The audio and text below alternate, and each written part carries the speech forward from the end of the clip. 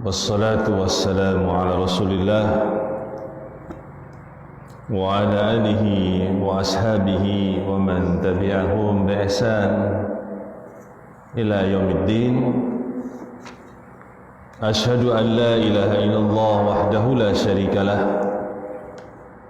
wa ashhadu anna Muhammadan abduhu wa rasuluhu sallallahu alaihi wa ala alihi wa sallam. Amma ba'd, jamaah rahimakumullah jami'an.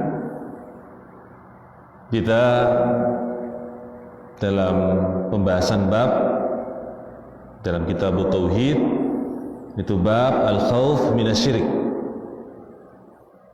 bab tentang takut dari kesyirikan. Maksudnya takut berbuat syirik. Nah, ini termasuk bab yang penting di dalam pembahasan tauhid. Karena syarat seorang itu memiliki tauhid, hakikat dari tauhid itu seorang itu menjauhi apa? Kesyirikan, dan juga membenci kesyirikan, dan juga menjauhi dari pelaku syirik. Itu masuk dalam pembahasan ini. Kita sudah membaca beberapa kalimat dari penjelasan syarah ini dari Fathul Majid. Kita melanjutkan di kesempatan ini. Baik, qala rahimahullah, berkata semoga Allah merahmatinya,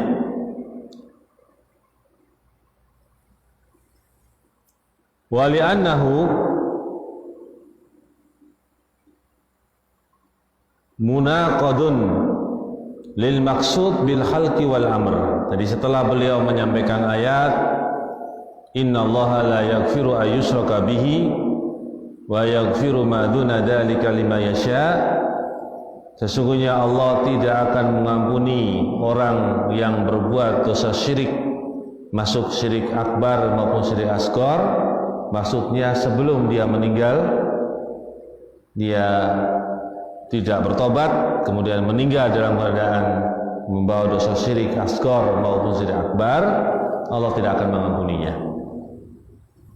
Wa yaghfiru ma duna dzalika liman yasha, dan Allah akan mengampuni dosa selain dosa syirik. Walaupun orang itu meninggal dalam keadaan tidak bertobat dari dosa selain dosa syirik. Kita sudah jelaskan ini dari apa yang berlalu. Nah, kata beliau, karena sesungguhnya perkara tersebut merusak kepada maksud penciptaan dan perintah. Maksud penciptaan Allah kepada makhluk ini adalah agar mereka itu beribadah kepada Allah saja, mentauhidkan Allah, mengesahkan Allah dalam ibadah mereka. Itu maksudnya. Maka ketika orang itu berbuat syirik dan tidak bertobat dari kesyirikan, dia meninggal dalam kondisi membawa kesyirikan, bertemu kepada Allah dalam membawa kesyirikan, maka tidak akan diampuni, karena bertentangan dengan maksud penciptaan makhluk itu. Itu diberikan alasan kenapa Allah menyebutkan ayat ini, menyebutkan tentang bahayanya dosa syirik, dan Allah mengampuni apa? Selain dosa syirik. Itu maksudnya dalam hal orang itu meninggal membawa dosa syirik, tidak bertobat. Kemudian munafin lahu min kulli wajhin, menafikan baginya dari seluruh sisi. Wa dzalika ghayatul mu'anah atau al-mu'anadah li rabbil alamin. Yang demikian itu bentuk puncak pengingkaran makhluk kepada Rabb semesta alam. Ya, ketika Allah disekutukan dengan yang lainnya, ini termasuk bentuk pengingkaran kepada Rabb semesta alam. Wal istikbar an ta'atihi, orang yang berbuat kesyirikan itu bentuk kesombongan dari ketaatan kepada Allah, tidak mau taat kepada Allah.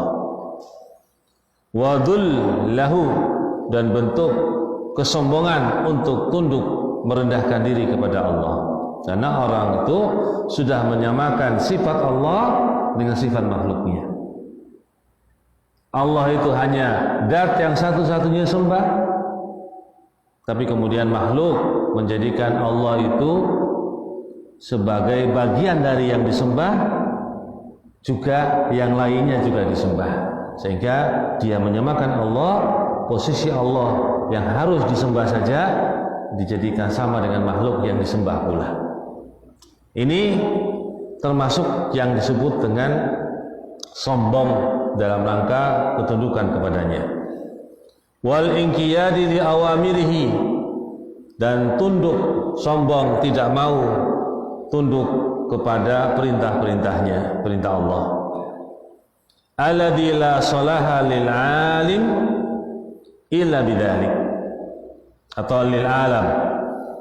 Ini tidak akan baik alam ini, dunia ini, kecuali dengan yang demikian. Artinya orang yang tunduk kepada perintah Allah, taat kepadanya, tidak berbuat syirik kepada Allah, itu merupakan jaminan baiknya alam ini. Alam ini tidak akan datang padanya kiamat. Kiamat itu akan datang ketika alam ini, manusia seisinya atau manusia yang berada di bumi ini dan jin itu sudah semuanya melakukan kesyirikan kepada Allah. Tidak ada lagi yang menyebutkan Allah di permukaan bumi. Maka dunia ini apa? Akan hancur, binasa. Kiamat akan datang ketika di permukaan bumi itu tidak ada lagi yang mengatakan Allah.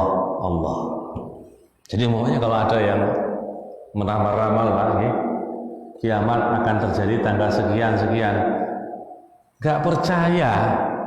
Karena kiamat itu akan datang ketika makhluk itu sudah kufur kepada Allah semuanya, baru kiamat itu datang. Tetapi proses kekufuran itu bisa berlangsung cepat. Proses kekufuran itu bisa berlangsung cepat dengan adanya apa, Mas? Ujian-ujian, cobaan-cobaan. Dari tanda-tanda besar datangnya kiamat, seperti munculnya apa? Dajjal. Dajjal itu muncul, maka disitulah ujian bagi orang yang beriman. Orang kafir jelas kafir, karena ketika munculnya Dajjal, orang yang kafir, keimanannya tidak akan bisa, karena orang itu sudah tidak beriman sebelumnya. Kemudian kalau dia mau beriman, imannya tidak dianggap. Orang yang melihat Dajjal muncul dalam kondisi kafir, kemudian dia ingin beriman, imannya tidak diterima. Gitu. Kemudian orang yang mukmin dicoba keimanannya dengan apa? Dengan Dajjal. Bisa saja dia percaya kepada Dajjal dengan atraksi-atraksinya. Kemudian dia menjadi apa? Kafir karena beriman kepada Dajjal. Jadi orang itu akan dicoba. Jadi proses kekufuran itu bisa cepat dengan munculnya apa? Dajjal. Nah, disitulah ketika nanti manusia dengan proses-proses selanjutnya datang tanda-tanda hari kiamat yang besar setelah Dajjal, kemudian Ya'juj wa Ma'juj dan seterusnya. Disitulah nanti manusia itu sudah tidak ada yang beriman lagi. Kemudian Allah Subhanahu wa taala mengkiamatkan dunia ini. Prosesnya bisa cepat. Ya. Tetapi tanda-tandanya didahului dulu. Makanya ada orang meramal, jangan dipercaya. Mesti mbah bodoh ya. Mbah dukun atau mbah bodoh. Ya. Baik. Kemudian dikatakan oleh beliau rahimahullah, famata khala minhu harabun. Kapan saja orang atau kapan saja dunia ini kosong daripada ketundukan tauhid kepada Allah, itu akan binasa dunia ini. Wa qamatil qiyamah, dan tegaklah hari kiamat di saat itu pula. Kama qala sallallahu alaihi wasallam, sebagaimana Nabi SAW pernah bersabda dalam hadisnya yang sahih, rawahu Imam Muslim, la taqumu sa'ah hatta la yuqal fil ardi Allah Allah. tidak akan tegak hari kiamat sampai sehingga tidak lagi dikatakan di permukaan bumi ini kalimat apa? Allah, Allah.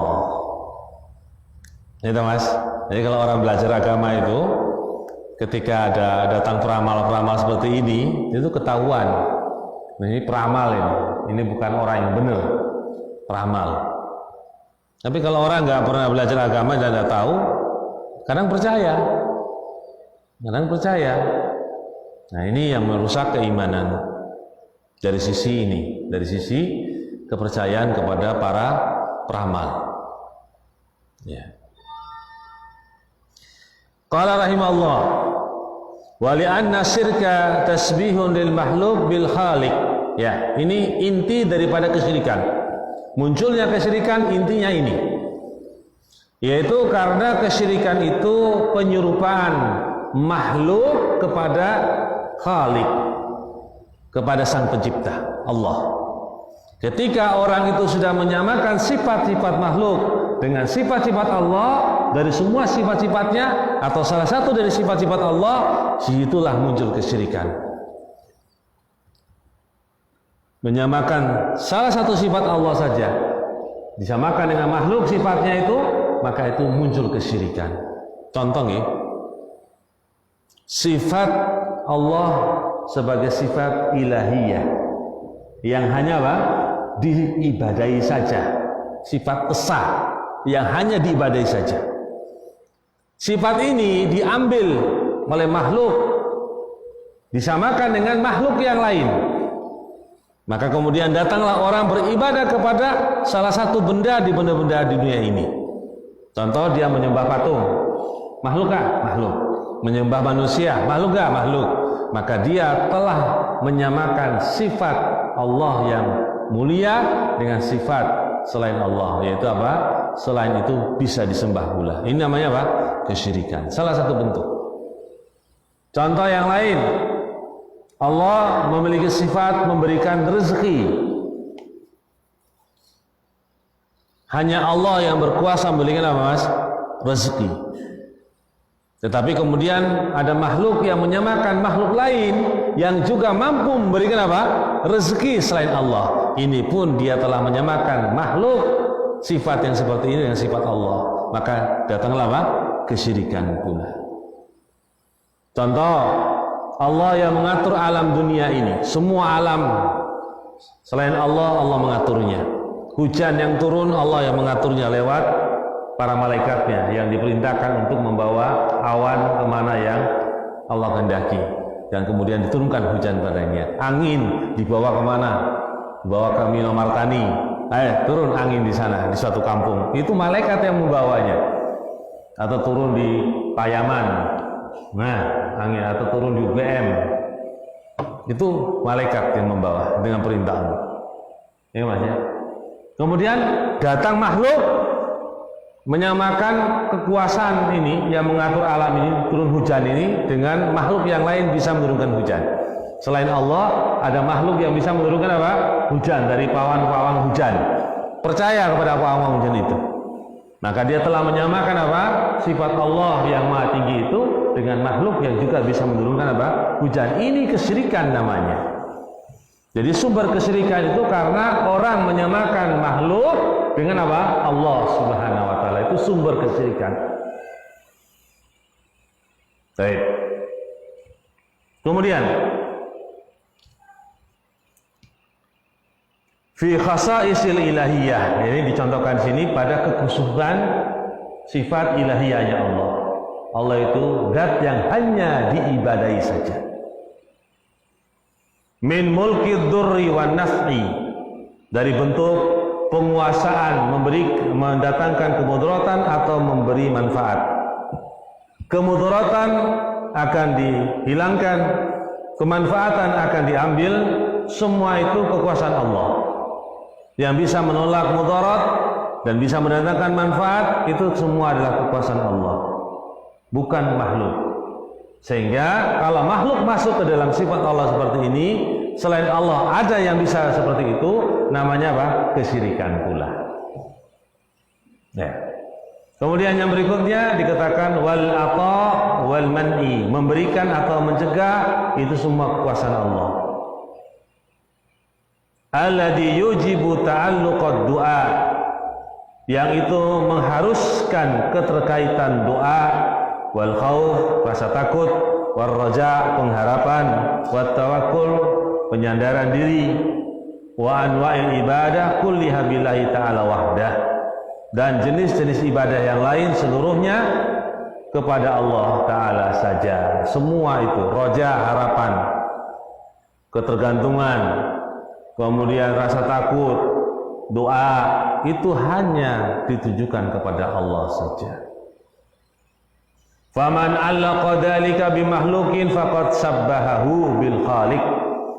Maka barang siapa yang menggantungkan, mengkaitkan semua yang disebutkan tadi di jenis ibadah dengan makhluk, maka sungguh dia telah menyamakan makhluk dengan Allah. Wa ja'ala ma la yamliku li nafsi darran wala naf'an wala mautan wala hayatan wala nusuran syabiha biman lahul hamdu kulluhu. Dia telah menjadikan orang yang tidak memiliki kekuasaan terhadap dirinya sendiri, baik dalam hal menolak kemudaratan dan tidak pula dalam hal memberikan manfaat, tidak pula yang bisa mematikan dan tidak pula yang bisa menghidupkan dan tidak pula yang bisa mengumpulkan, semuanya itu bentuk syabihan, bentuk penyerupaan sifat kepada zat yang baginya memiliki seluruh pujian. Siapa itu? Allah. Ini sumber daripada kesyirikan, Mas. Sumber kesyirikan. Karena orang itu di zaman dahulu ketika meminta hujan, hujan tidak datang. Itu Mas ya. Apa tindakan selanjutnya? Dia akan datang kepada makhluk yang lain yang mungkin punya kekuasaan, dikatakan bisa turunkan hujan. Maka kadang-kadang dia nyembeli sesuatu agar sesuatu yang ada di alam gaib yang dikatakan itu bisa membantu menurunkan apa? Hujan. Maka dia telah apa? Menyerupakan Allah dari sifat kekuasaan menurunkan hujan itu datang dari Allah saja. Mutirna bi fadlillahi wa bi rahmatihi. Betul enggak, Mas? Mutirna bi fadlihi fi fadlillahi wa bi rahmatihi. Hujan telah turun kepada kami dengan sebab karunia Allah dan sebab rahmatnya. Bukan mutirna bi nau'i kada wa kada. Hujan telah turun kepada kami dengan bintang ini dan bintang itu. Itu sudah syirik itu. Ya, karena kekuasaan menurunkan hujan siapa? Allah Subhanahu wa taala. Makanya di sana ada ramalan cuaca, ada perkiraan cuaca, ada prakiraan cuaca. Yang benar yang mana? Ayo. Hah? Perkiraan atau prakiraan? Hah? Hah? Nggak tahu bedanya pra sama per.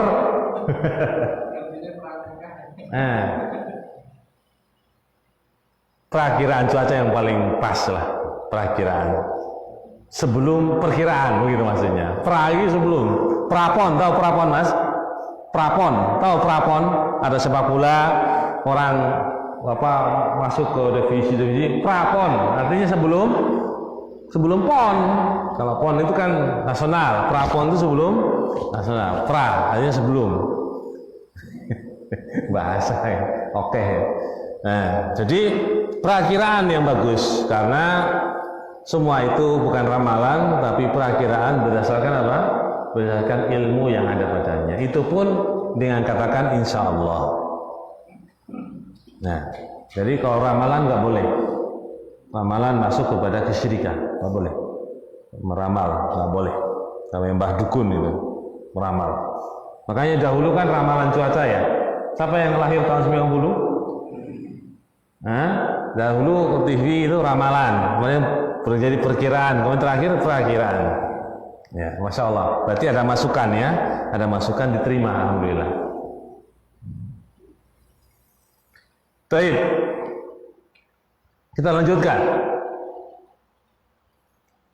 Walahul khalqu kulluh, milik Allah, hak mencipta seluruhnya. Jadi mencipta itu hak milik Allah saja.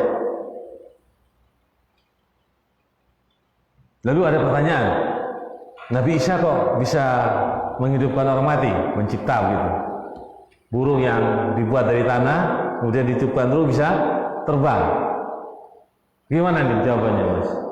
Jawabannya karena Allah dengan izin Allah. Disebutkan dalam Al-Quran biidni, dengan izinnya Allah Subhanahu wa Ta'ala. Itu tidak masalah karena dengan izin Allah. Dan itu terjadinya tidak terus-menerus pada waktu itu dan pada saat itu saja. Setelah itu tidak terjadi lagi karena dengan izin Allah. Ya. Baik. Kemudian orang Cina menciptakan HP. Ini yang kita pakai ini. Berarti dia mencipta, bisa mencipta ini. Gimana jawabannya? Hah? Merangkai-rangkai. Katanya dia menciptakan HP. Merangkai HP, begitu. Ya, mencipta namanya gitu. Mencipta mobil. Itu? Gimana ini? Siapa yang bisa jawab? Kalau mencipta itu sesuatu yang belum ada menjadi ada.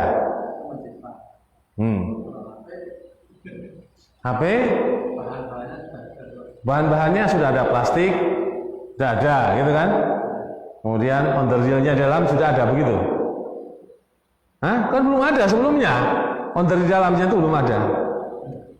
Onderdil dalamnya kan belum ada, diciptakan begitu. Bagaimana ini kalau bahasa seperti ini, Mas? Dibingungkan ini bahasa seperti ini.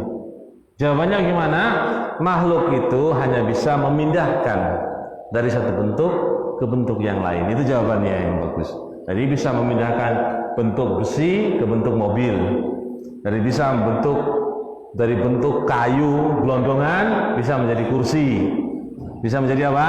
Meja, bisa menjadi lemari. Itu memindahkan satu bentuk ke bentuk yang lain. Bukan mencipta, tapi memindahkan dari satu bentuk ke bentuk yang lain. Telur, di Cina ada telur dari plastik atau telur dari bahan kimia. Seperti telur asli, direbus ya ada kuningnya. Tapi kalau dimakan bahaya di dalam perut. Tahu nggak, Mas? Ada. Beras, tahu beras, Mas? Beras plastik. Kalau direbus ngembung sama seperti beras biasa. Tapi ketika masuk ke dalam perut itu membahayakan.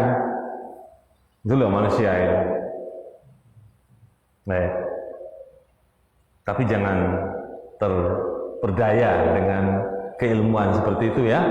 Tapi kita harus tetap bersyukur kepada Allah atas nikmat yang diberikan kepada kita. Baik. Walahul mulku kulluhu, bagi Allah kekuasaan milik, semuanya milik Allah. Wa biyadil khair kulluh, dan di tangannya kebaikan seluruhnya. Wa ilaihi yurja'ul amru kulluh, dan kepada Allah berpulang kembali seluruhnya. Ya. Baik, kita sambung. Qala rahimallah wa azammatul umur kulliha biyadihi subhanahu. Maka kendali seluruh urusan itu di tangan Allah Subhanahu wa taala. Wa marji'uha ilaih, dan tempat kembalinya kepada Allah udah. Fama syaa kana wa man lam yasha' lam yakun. Maka kalau Allah tidak berkehendak, Allah berkehendak maka terjadi. Allah tidak berkehendak maka tidak terjadi. La mani'a lima a'ta wa la mu'ti'a lima muni'a. Ya. Allah tidak ada yang bisa mencegah kepada apa yang Allah telah memberi, dan tidak ada orang yang bisa memberi kepada apa yang Allah mencegahnya. Jadi apa yang ada pada kita yang kita miliki, yaitu pemberian. Yang sesuatu itu tidak bisa dicegah oleh orang atau siapapun. Yang Allah sudah menahannya, kita tidak mendapatkan, ya tidak ada yang bisa memberi untuk kita dapat. Itu semua kuasaan Allah. Doanya apa? Allahumma la mani'a lima a'taita wa la mu'ti'a lima manata wa la yanfa'u dzal jaddi minkal jadd. Itu doa setelah apa? Akhir dari sholat. Setelah sholat kita membaca doa-doa seperti itu. Itu untuk mendapat keyakinan. Diperbiasa-biasa dengan doa-doa seperti itu biar kita mendapatkan apa? Keyakinan. Alladzi idza fataha linnas rahmatan fala mumsika laha. Apabila Allah telah membuka bagi manusia itu rahmat, maka tidak ada yang bisa mencegahnya. Tidak bisa ada yang menggenggam rahmat tadi, menahannya, nggak ada. Kalau Allah memberikan rahmat pada seorang, tidak ada yang bisa mencegahnya. Itu kekuasaan Allah. Wa ma yumsiku fala mursila lahu min ba'dihi wa huwal azizul hakim. Kalau Allah sudah menahan rahmat tadi, maka tidak bisa ada yang melepas setelahnya. Dan Allah itu adalah zat yang maha perkasa lagi maha bijaksana. Maksudnya apa? Allah itu perkasa dalam mencegah, dalam memberikan perkasa. Allahumma hakim bijaksana. Allah memberikan rahmat kepada yang Allah kehendaki dengan maha bijaksananya Allah. Allah tidak berbuat zalim. Allah mencegah rahmat dari seorang karena dengan kebijaksanaan Allah juga.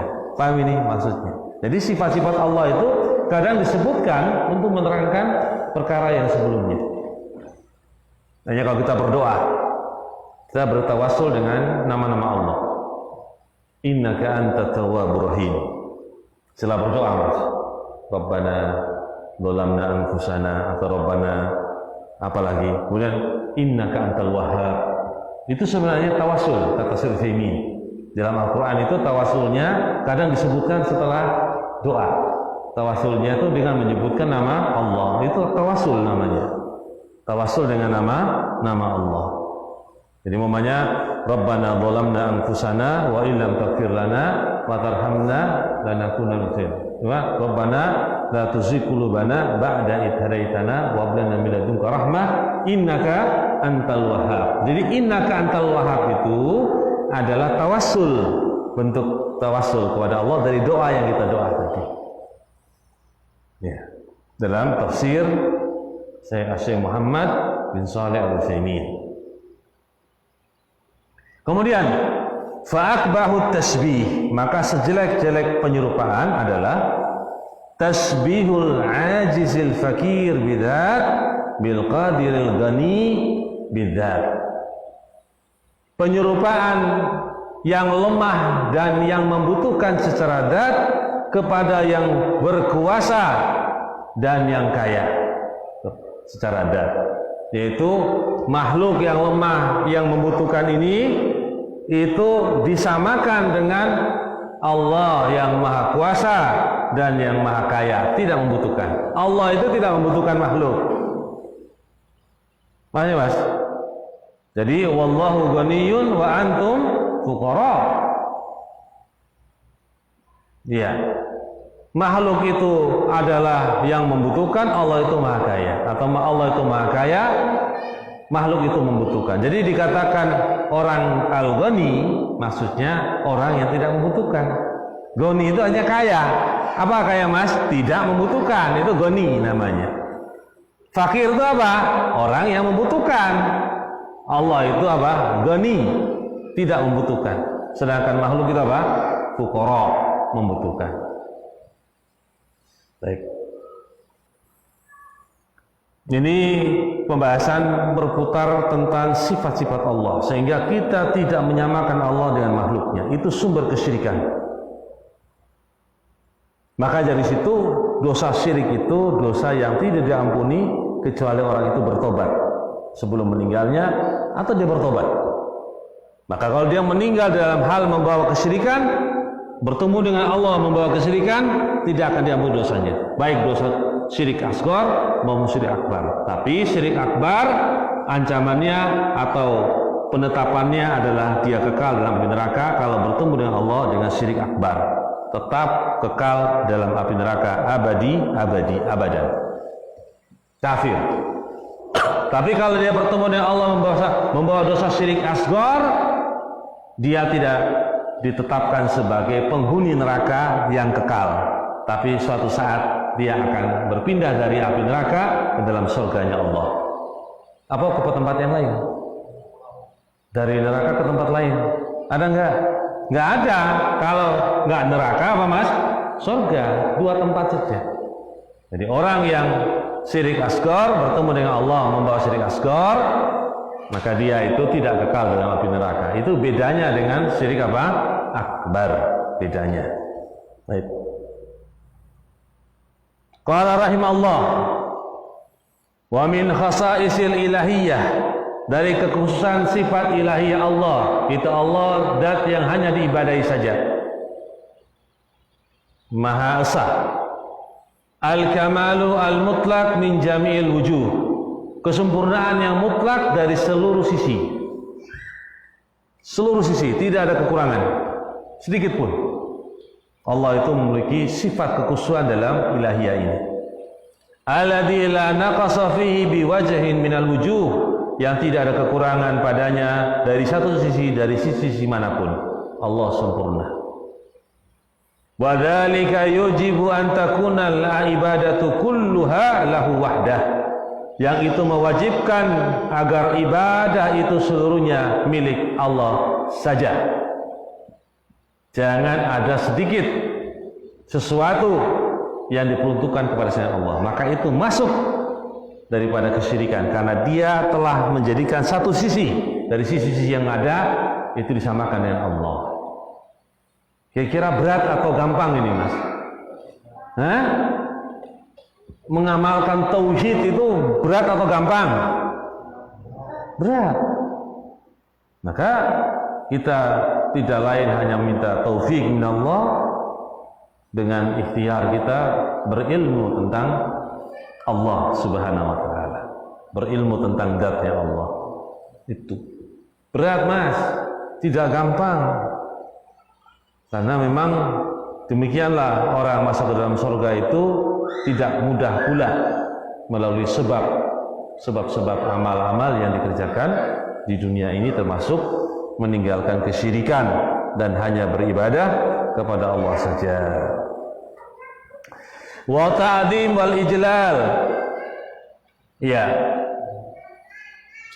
yaitu mengagungkan dan memuliakan, wal khasyah, takut, wad doa, berdoa, wal raja, wal inabah, berharap kembali, wat tawakkul, bersandar, wat taubah, bertaubat, wal isti'anah, minta pertolongan kepada Allah maksudnya, wa ghayatul hub, puncak kecintaan, ma'a ghayatidul, bersamaan dengan puncak kerendahan, mencintai puncak kecintaan kepada Allah, bersamaan dengan itu apa? Puncak merendahkan diri kepada Allah. Kullu dzalik yajibu aqlan wa syar'an wa fitrah.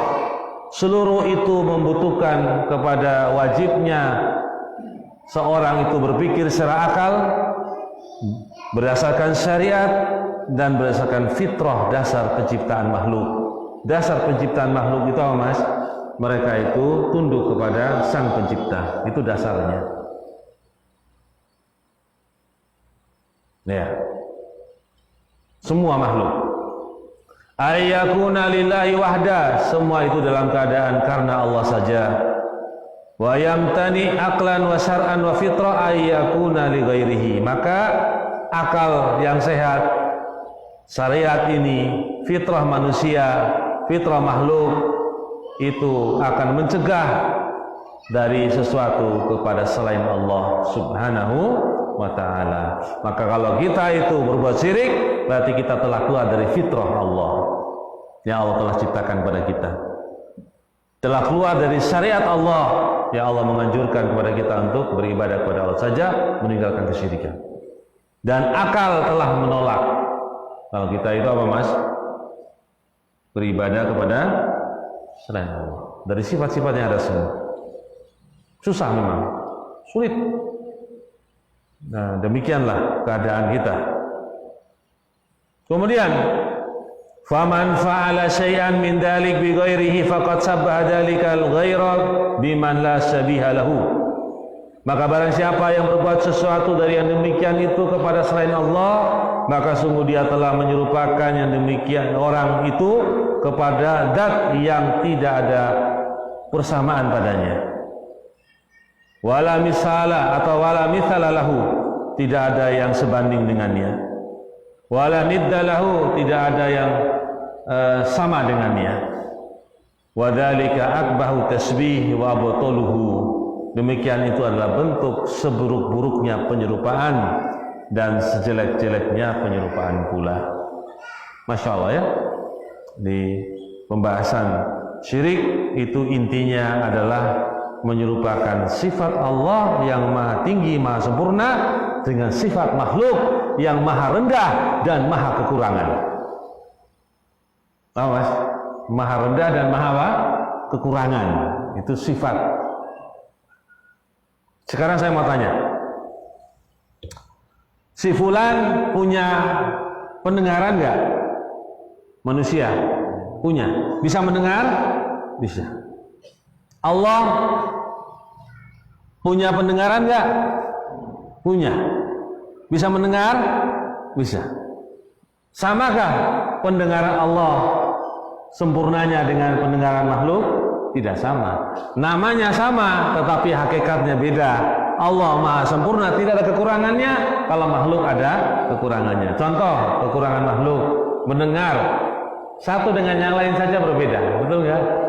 Si fulan dengan si fulan pendengarannya, daya pendengarannya berbeda. Kalau saya ngomong dari sini pakai mic umpamanya, itu mungkin jarak 50 meter ada yang masih dengar. Ada yang mungkin jarak 10 meter aja ada yang nggak dengar, karena tingkat pendengarannya berbeda-beda. Itu kekurangan makhluk. Mendengar tapi sudah punya apa? Perbedaan, apalagi dengan Allah, zat yang maha sempurna. Allah mendengar dari sisi apapun yang kamu berbisik padanya, yang kamu hanya berbisik-bisik, nah Allah pun mendengarnya. Itu ya? Nah, itu namanya apa? Sifat yang maha sempurna, tidak ada kekurangan dari mana sisi apapun. Ya. Seorang mencinta memiliki sifat apa mas? Mahabbah manusia. Tapi cintanya manusia itu punya sisi apa? Kekurangan. Cintanya karena sebab ini, cintanya terbatas sampai pada perkara tertentu saja. Cintanya kepada makhluk itu hanya mungkin pada batas waktu tertentu saja. Dia punya batas waktu atau hanya pada perkara tertentu saja yang dia mencinta. Tapi Allah itu mencinta secara apa? Hakikatnya. Beda. Ya. Baik. Kemudian falihadihil umur wa ghairiha akhbara subhanahu wa ta'ala annahu la yaghfiruhu ma annahu kataba ala nafsihi rahmah.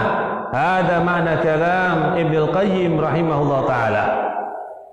Oleh sebab perkara-perkara ini dan yang selainnya, Allah telah mengabarkan bahwasannya Allah tidak akan mengampuni dosa syirik sebelum itu orang itu bertobat.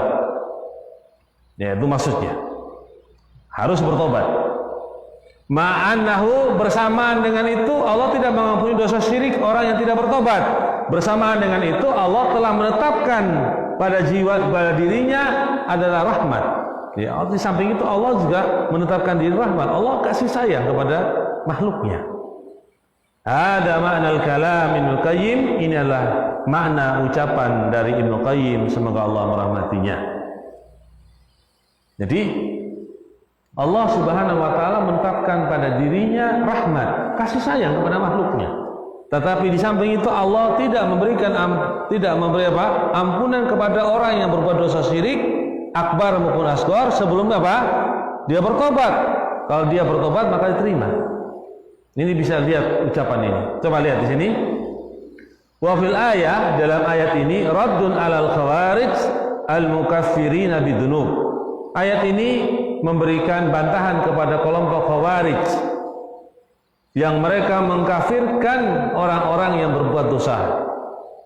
Jadi orang khawarij itu orang yang berbuat dosa besar di kalangan mereka dikafirkan mereka. Jadi orang berbuat dosa besar saja dikafirkan. Ini khawarij. Wa 'alal mu'tazilah, dan juga bantahan terhadap kelompok al-mu'tazilah al-qailin yang mereka mengatakan bi anna ashabal kabair mukhalladuna finnar. Pelaku-pelaku dosa besar itu kekal dalam api neraka. Tapi mereka di dunia tidak dikatakan kafir. Mereka hanya menetapkan di akhirat. Orang yang berbuat dosa besar kekal dalam api neraka. Kalau orang khawarij, orang yang berbuat dosa apa mas? Kafir langsung di dunia. Kira-kira sama nggak kira-kira ini? Sama. Orang yang kafir juga apa? Mukhalladun finnar kalau tidak bertobat. orang yang berbuat dosa besar, kata Mu'tazilah, kekal sampai neraka. Berarti kafir enggak? Kafir sebenarnya di dunia kalau tidak bertobat. Tapi mereka masih mengungkapkan dengan ucapan yang lain, walaisu indahum bimu'minina wala kuffar. Tetapi mereka ini yang di akhirat nanti masuk api neraka, di dunia itu dihukumi tidak mukmin dan tidak kafir. Apa mas? Coba tanya mereka. Mereka jawabannya tidak lain, manzilah baina manzilatain. Jawabannya itu terus. Satu tempat di dua tempat. Di mana? Satu tempat di antara dua tempat. Di mana? Jawabannya itu terus. Tidak pernah berpindah dari jawaban itu. Satu kata. Untuk apa mas? Menghindari dari jawaban-jawaban yang bisa menghilangkan kaidah mereka di dalam 5 asas keimanan mereka. 5 asas itu. Di antaranya apa? Manzilah baina manzilatain. Satu tempat di antara dua tempat. Apa itu? Dia jawabnya sama saja. Dia tidak menafsirkannya. Terus jawabannya itu. Ini gimana maksudnya? Orang kok tidak mukmin dan tidak kafir. Apa mas? Dalam syariat mas? Orang tidak laki-laki dan tidak perempuan namanya apa? Orang tidak laki-laki dan tidak perempuan namanya apa? Loh, antum nggak bisa jawab. Tidak perempuan dan tidak laki namanya apa? Banci. Bencong atau banci? Apa bedanya bencong sama banci, mas? Sama? Dan nama yang berbeda tapi artinya sama. sama begitu. Berarti namanya sinonim. Ya, sinonim. Baik. Jadi jawaban Mu'tazilah itu jawaban yang memang mereka membuat seperti itu. Dan ini kaidah yang rusak. Orang tidak ditempatkan mukmin dan kafir, tapi di akhirat kekal dalam neraka. Berarti ya kafir. Ini tak. Baik. Wala yajuzu ayyuj'al qauluhu. Maka tidak boleh dijadikan firman Allah ini sebagai dasar. Itu apa? Wa yaghfiru ma duna dzalika liman yasha 'ala ta'ib. Dan Allah mengampuni apa yang selain dosa syirik kepada siapa yang Allah kehendaki, maksudnya atas orang yang bertobat. Jadi maksudnya dosa syirik akan diampuni Allah itu kalau orang itu bertobat. Fa inna taiba minasyirki maghfurun lah. Karena orang yang bertobat dari kesyirikan itu diampuni oleh Allah. Apapun dosa syiriknya, besar ataupun kecil, orang itu bertobat maka diampuni oleh Allah. Kama qala ta'ala, sebagaimana Allah berfirman, qul ya ibadiyalladzina asrafu ala anfusihim la taqnatu min rahmatillah innallaha yaghfiru dzunuba jami'an. Ayat ini jangan dipakai untuk ayat yang pertama. Makna yang pertama, enggak boleh. Ya, katakanlah wahai hamba-hambaku yang melampaui batas. Ya, katakan Rasul, wahai hamba-hambaku yang melampaui batas atas diri-diri mereka, janganlah kalian berputus asa dari rahmat Allah. Sungguhnya Allah itu mengampuni dosa seluruhnya. Maksudnya kalau pada perkara syirik itu dengan apa mas? Bertobat. Bukan kemudian Allah mengampuni dosa kamu walaupun dosa syirik diampuni. Enggak.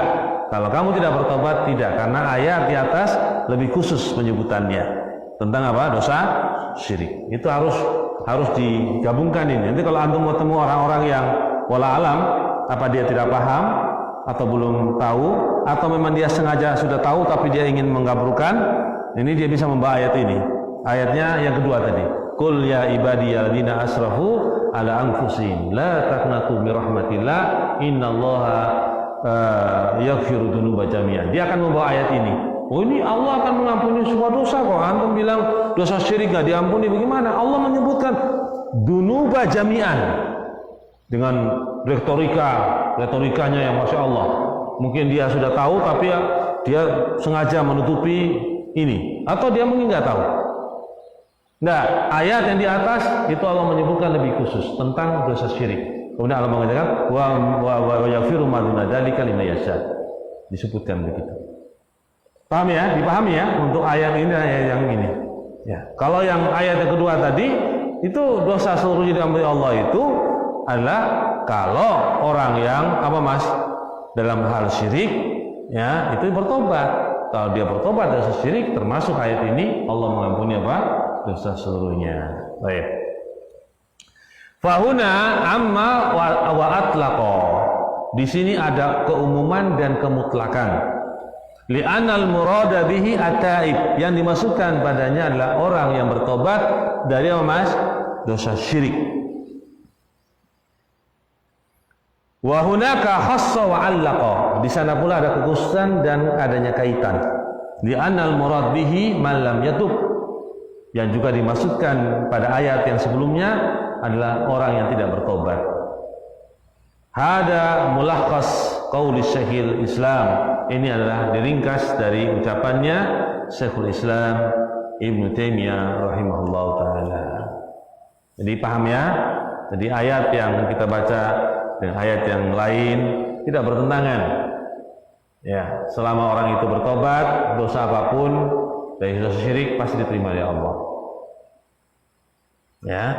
Tetapi kalau ayat yang sebutkan pertama selain dosa syirik Allah itu mengampuninya, maka itu nas bahwa dosa selain dosa syirik insyaallah Allah bisa mengampuninya. Berarti di bawah tahta masyiatillah. Allah berkehendak langsung mengampuni, diampuni. Kalau Allah berkehendak untuk diadab dulu di neraka beberapa saat, benar-benar masuk ke surga, itu Allah menghendakinya. Jadi orang yang tidak berbuat dosa syirik itu, masya Allah itu sudah insya Allah surga, ya surga. Tapi bisa diampuni langsung masuk surga, bisa juga diadab dulu api neraka sementara waktu, kemudian masuk dalam surga. Baik. Tempatnya orang-orang kafir dengan kekafiran besar, tempatnya orang musyrik dengan syirik besar. Di akhirat nanti di mana, Mas? Tak pengen gampang ini. Bisa jawab? Orang kafir dengan kekafiran besar, orang musyrik dengan kesyirikan besar. Di akhirat nanti tempatnya di mana? Neraka. Neraka apa namanya? Jahanam. Masya Allah. Bagus. Neraka Jahanam. Makanya neraka itu punya darokat. Neraka itu punya tingkatan.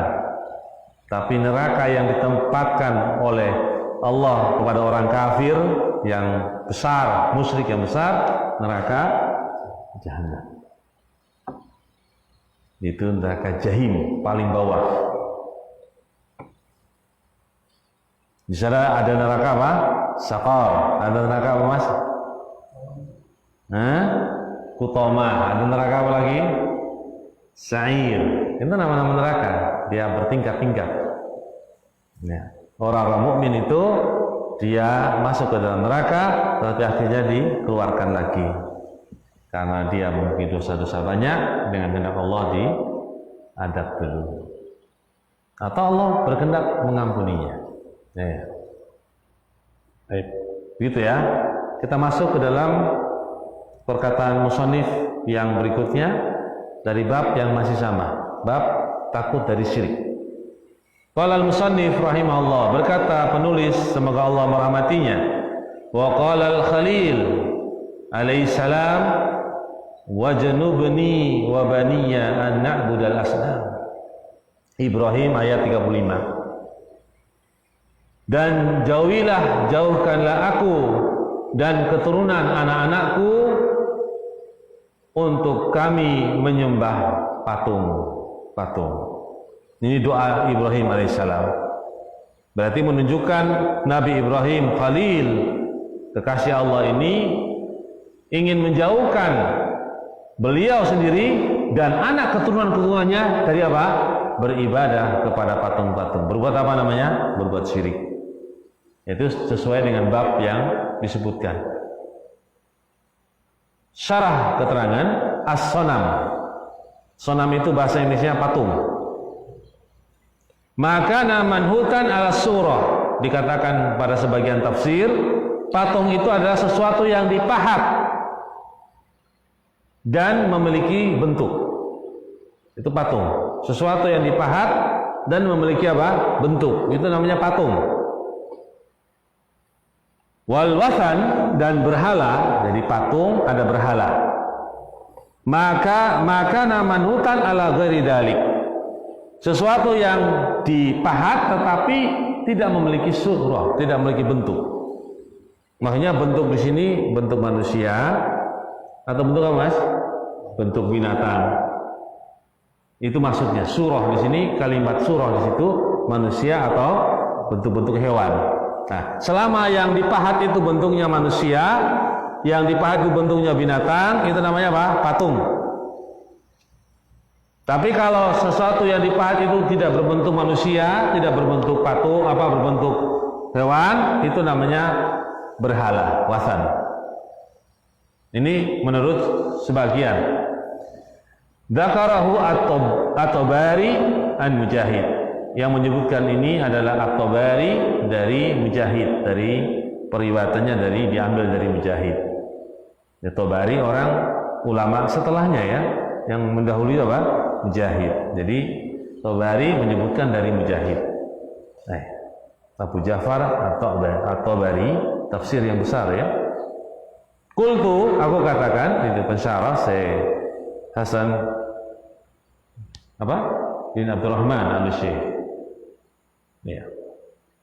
Abdurrahman bin Hasan Al-Syekh ya, Abdurrahman bin Hasan Al-Syekh ya. Syekh Abdurrahman bin Hasan Al-Syekh. Terbalik-balik, lupa. Coba benarkan. Ya. Pensyarahnya itu. Baik. Mengatakan waqad yusamma al-sanam wasanan, dan terkadang dinamakan patung itu juga berhala, betul. Kama qala al-Khalil, bagaimana ucapan Ibrahim alaihissalam, innama ta'buduna min dunillahi awthanan wa takhluquna ifka. Hanya saja kalian itu beribadah kepada selain Allah, kepada berhala dan membuat kedustaan. Kalian membuat apa? Kedustaan. Itu awthanan disebut dengan patung juga, karena yang disembah oleh kaumnya Ibrahim apa, Mas? Berhala berupa apa? Patung. Jelas ya, berhala berupa patung yang di tempat lain Ibrahim alaihissalam itu memenggal kepala-kepala patung-patung yang ada, dari yang kecil sampai yang Mas besar ya. Kemudian ditinggalkan kampak di situ, yang paling besar, ditanyakan siapa yang memotong kepala-kepala itu. Menunjukkan itu patung. Jadi disebutkan awsanan di sini artinya patung. Menurut pendapat dari Syekh. Wa yuqal, dikatakan pula, innal wasana a'am. Berhala itu lebih umum. Wa huwa qawiyyun, dan ini pendapat yang kuat. Memang betul. Dibandingkan dengan berhala dibandingkan patung, berhala itu memang lebih umum. Berhala itu sesuatu yang disembah dari makhluk-makhluk ini selain Allah. Itu namanya apa? Berhala. Baik itu gelas, namanya apa? Gelas ini bisa jadi berhala nggak? Bisa nggak jadi berhala? Bisa. Orang menyembah gelas ini bisa. Nggak tahu, tiba-tiba gelas ini punya kekuatan muncul. Lagi sakit maunya, terus sudah berobat bertahun-tahun nggak sembuh. Tiba-tiba ada gelas di depannya, ini Mas ya, ada gelas di depannya bercahaya muncul, ada jin mungkin bercahaya gitu, kemudian ada kalimat kasih air putih, setelah air putih dia minum, sembuh dia. Setelah itu didikan gelasnya sesembahannya, dibersihkan, dikasih minyak, kemudian diucapkan kata tertentu, setiap hari Senin malam ini dia sembah. Jadi sesembahan, namanya berhala. HP itu bisa jadi berhala nggak? Bisa jadi berhala manusia. Kalau di India itu banyak berhala, Mas, dan itu ma'ruf ya. Di India itu banyak berhala, sampai tikus pun disembah, sampai sapi pun disembah. Itu di India. Itu berhala namanya. Jadi makhluk, berhala namanya, bukan patung itu. Mana tikus dibilang patung? Tikus bergerak itu bilang patung? Enggak, berhala. Berhala lebih umum daripada patung, sanam. Ya. Masya Allah. Tapi kok orangnya masih hidup sehat-sehat aja ya? Nah, nanti bertanya lagi tuh. Orang sembah-sembah seperti itu kok hidupnya Masya Allah kaya raya, uangnya banyak, mobilnya mewah, makannya nasi kebuli, nasi biryani, lalu nasi mindi. Orang India kan makannya itu nasi mindi, nasi biryani, wah makannya enak, ayamnya Masya Allah. Tapi sembahnya Pak, kadang ada yang sembah tikus, ada yang sembah apa? Sapi. Jawabannya, kok masih hidup, kok masih diberi makan dan minum, masih diberi keamanan, masih diberi keamanan, kalau nggak kena corona maunya gitu, kayak mamanya contoh gitu loh, antum wah langsung lemah imannya, wah ternyata begitu aja sudah selamat. Nah, saya yang sudah beriman saja kok kena corona mamanya gitu, atau sudah datang majelis ilmu kok masih kena corona, ya corona itu sesuatu musibah. Allah bisa menimpakan kepada siapa saja, tidak ada yang sakti. Kalau momennya ada orang beragama kena corona jadi apa? Jadi suatu aib, nggak ada aib, nggak ada. Siapa saja bisa kena penyakit. Masa orang sakit kok aib? Enggak. Justru disitulah Allah mengampuni dosanya dan ada apa? Hikmah di balik musibah itu.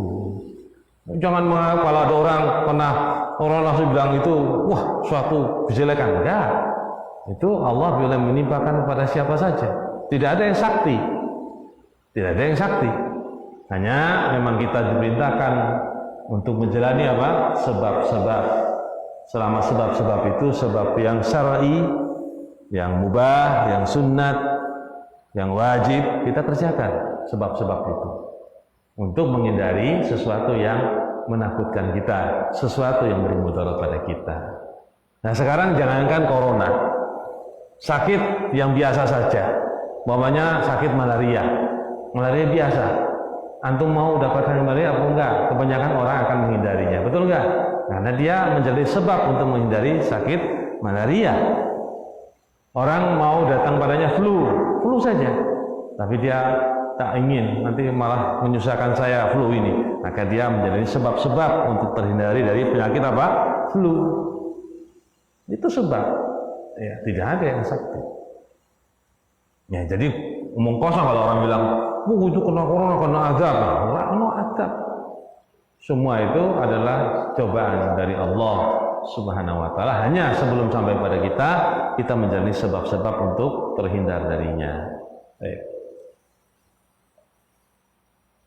Kemudian fal asnamu authanun, maka kesimpulannya patung-patung itu masuk ke dalam berhala karena dia lebih khusus masuk ke umum. Patung itu masuk padanya berhala pula. Kama anal kubur authan, sebagaimana kuburan itu disebut dengan apa Mas? Disebut juga dengan berhala kalau memang disembah. Kalau kubur nggak disembah yang disebut berhala. Sekarang saya punya patung di rumah, jangan, saya nggak boleh, nanti doa ya. Contoh di jalan gang masuk sebuah kampung, ada patung di depan jalan gangnya. Contoh ya, jadi kalau seandainya ada jangan tersinggung. Contoh toh, ada patung macan, betul-betul bentuknya macan patung gitu. Apa yang antum katakan kepada patung itu ketika antum masuk dengan pembahasan ini? Terus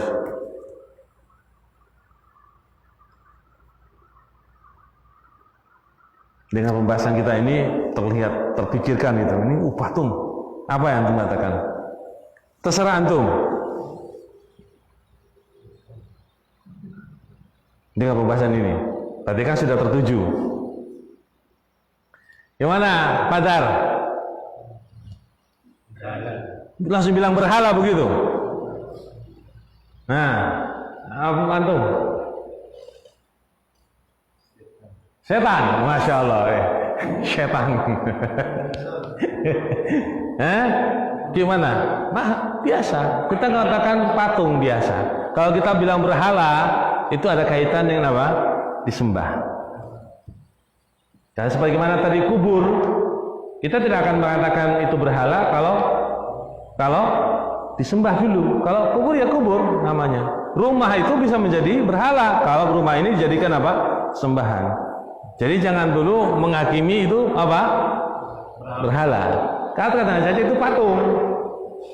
Sebagai wasilah bisa menjadi apa? Berhala. Ada yang begitu ikhwan.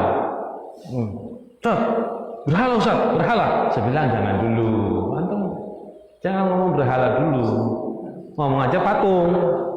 Apa setiap apa berhala? Berhala itu sesuatu yang memang disembah oleh Allah, baik berupa patung maupun yang lainnya. Sehingga antum menamakan sesuatu itu asalnya dulu, jangan kemudian apa? Berhala. Tetapi kan haram Ustaz. Iya betul. Hukum dari patung itu hukum asalnya haram karena berupa makhluk hidup yang dibuat patung dan itu akan diperintahkan bagi yang membuatnya untuk meniupkan apa? Di hari kiamat. Ya betul haram. Tapi apa dikatakan berhala? Belum. Tentu ya. Jadi kadang-kadang jangan kubiah-uyah tapi dengan ilmu sehingga kita pun dalam bertindak tidak kubiah-uyah dengan dasar ilmu. Ya, pahami. Baik. Nah, tidak. Baik, kita masuk.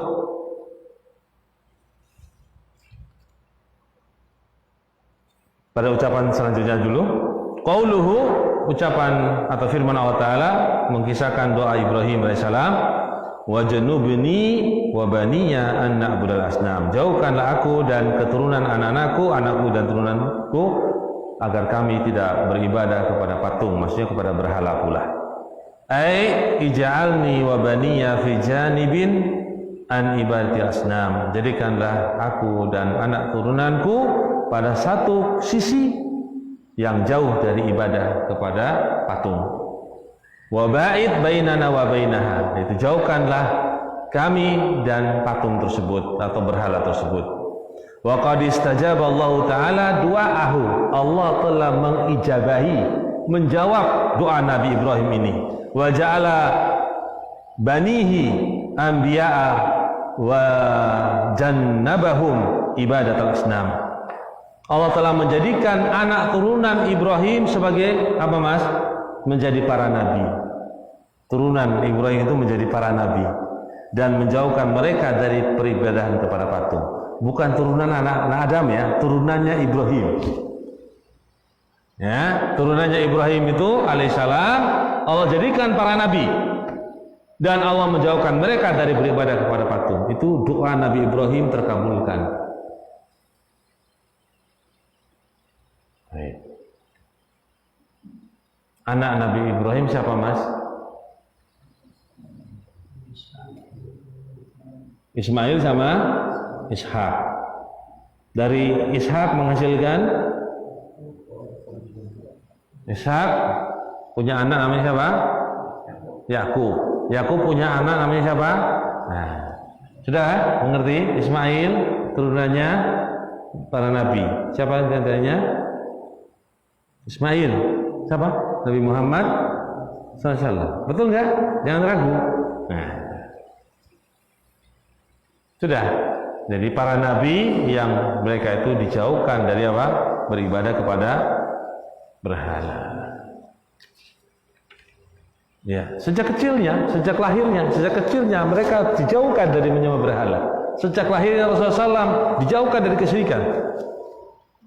Sudah dijaga oleh Allah. Dijauhkan dari kesyirikan.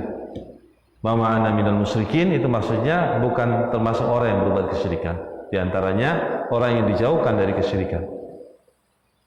Ya. Kalau kita ada kemungkinan jatuh kesyirikan? Ada kemungkinan? Iya, kalau ada kemungkinan jangan main-main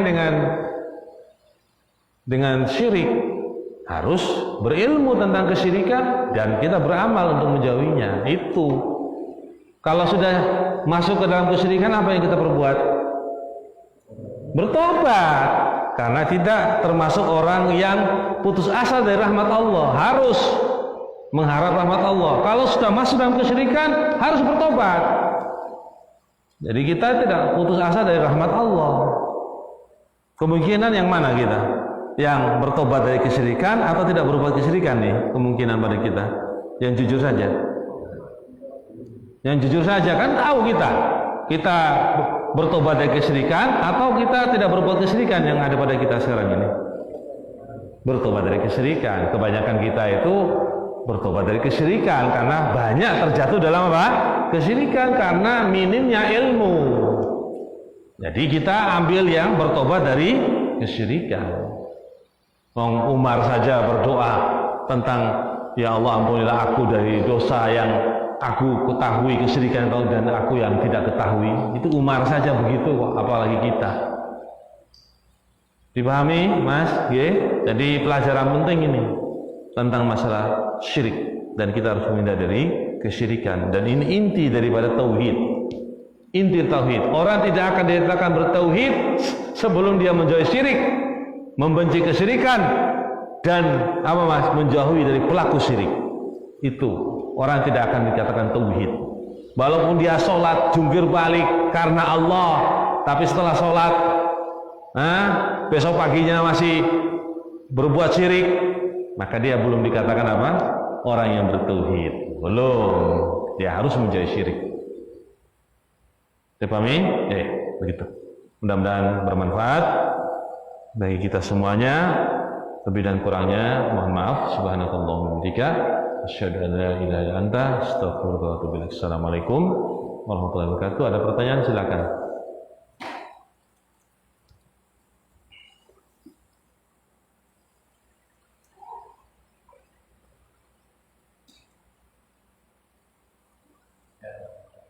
Ya, boleh.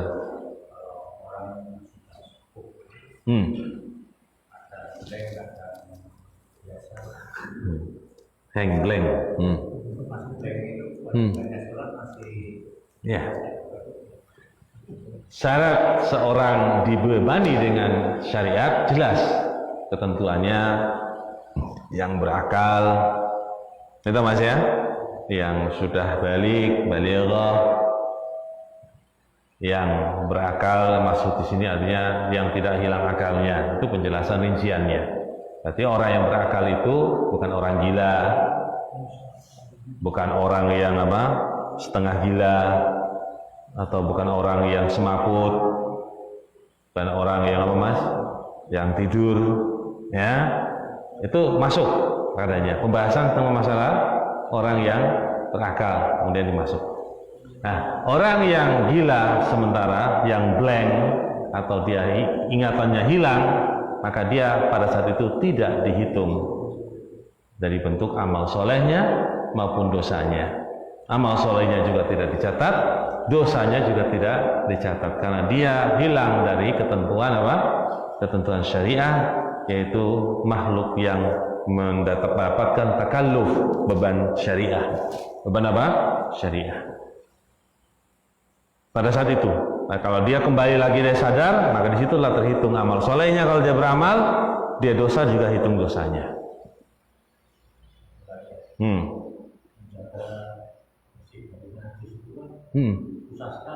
Betul. Ya, pakai popok. Ya, popok. Ya. Jadi perkara ini termasuk perkara yang dianggap darurah. Dan itu dikiaskan kepada amal yang lain oleh para ulama. Itu pengkiasan mereka kepada salah satu amal, yaitu wanita yang istihadah. Pengkiasannya ke wanita yang istihadah. Apa kata Nabi kepada wanita yang istihadah? Bahwa darah istihadah itu tidak najis. Ya, tapi kalau seorang wanita mendapatkan istihadah, maka ketika dia mau sholat, dia berwudu. Dia membersihkan darah istihadahnya dulu, dia menggunakan alas untuk darahnya yang keluar terus itu, kemudian dia berwudu, dia sholat. Setelah itu dia mau sholat lagi, dia berwudu lagi. Setelah dia mau sholat lagi, dia berwudu lagi. Jadi wudu yang pertama itu tidak menjalankan wudu yang berikutnya, dia harus berwudu lagi. Setiap kali sholat. Nah, ini dikiaskan kepada orang yang menggunakan popok tadi, yang selalu mengeluarkan air kencing tadi, karena dalam sholat keluar air pipisnya tapi dipopoin, maka dia sholat terus, tidak mengapa. Setelah sholat, dia mau sholat lagi, dia berwudu. Ya, mau sholat lagi dia berwudu. Hah? Iya, pokoknya ganti, seperti itu pokoknya ganti. Pokoknya ganti setelah sholat ya. Kalau dalam sholat tidak, dia dimaafkan. Mungkin ya, baik.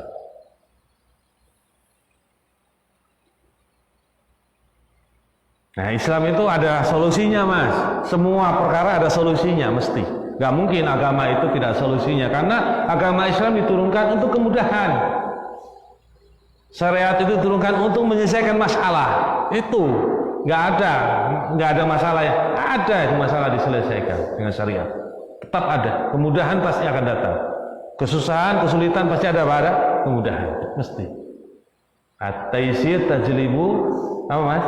Al-masyaqqat tajlibu at-taysir. Al-masyaqqah tajlibu at-taysir. Suatu yang sulit akan mendatangkan yang mudah. Itu berdasarkan hadis-hadis yang banyak, Al-Quran juga banyak diambil dari situ. Jadi kaidah-kaidah yang dibuat oleh ulama itu sudah diambil dari nas-nas, tapi buat dalam bentuk kaidah. Ya. Kita cukup pada, sudah cukup jelas ya. Baik. Monggo ada yang lain, silakan, nggak apa-apa sambil jalan. Ada pertanyaan lain, silakan.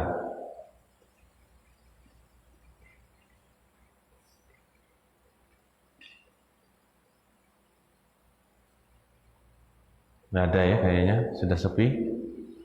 Baik. Ada pertanyaan? Antum? Ustaz kok malah cari-cari pertanyaan? Nggak apa-apa, untuk kita saling mudzakarah. Nih.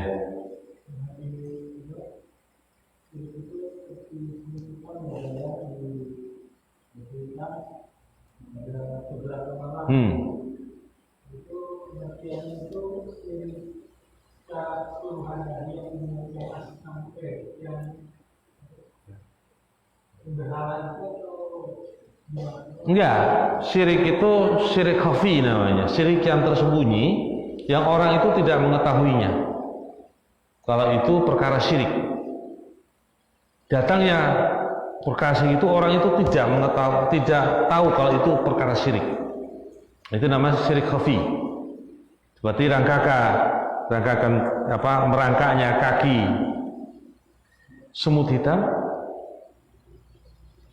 di atas batu hitam di malam yang hitam pula. Nah, itu Mas, syirik yang tersembunyi. Itu yang ditakutkan Nabi SAW atas kita semua. Akan datang hadisnya. Maksudnya syirik itu kita tidak mengetahuinya. Terkadang itu sebagai perkara kesyirikan. Itu maksudnya.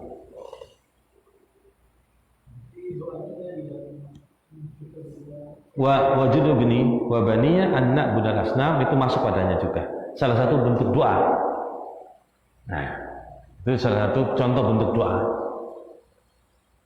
Ya. Kalau doa yang khusus, tentunya kita minta doa untuk terhindar dari syirik khafi ini, syirik yang tersembunyi yang kita tidak tahu kalau itu syirik atau bukan. Paham ya? Jadi seperti rangka kita.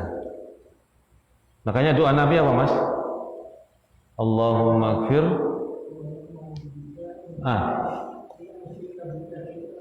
an usyrika bika lima la alam, ya itu lima la alam, itu korelasinya situ.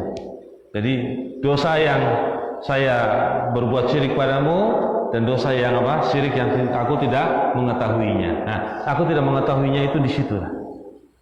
Nabi aja berdoa seperti itu. Artinya Nabi tidak mengetahui kalau datangnya dosa syirik itu kepada dirinya. Nah, itu ada dua sisi, dari segi ilmu atau tidak mengetahuinya. Nah, itu berlindung kepadanya. Itu termasuk khafi. Masya Allah ya.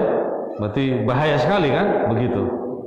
Bahaya sekali kan? Tapi semua itu akan menjadi gampang kalau Allah itu sudah asamani atau asamana. Allah melindungi kita menyelamatkan kita dari dosa-dosa itu. Allah yang melindunginya. Itu makanya kita minta kepada Allah. Jangan sombong.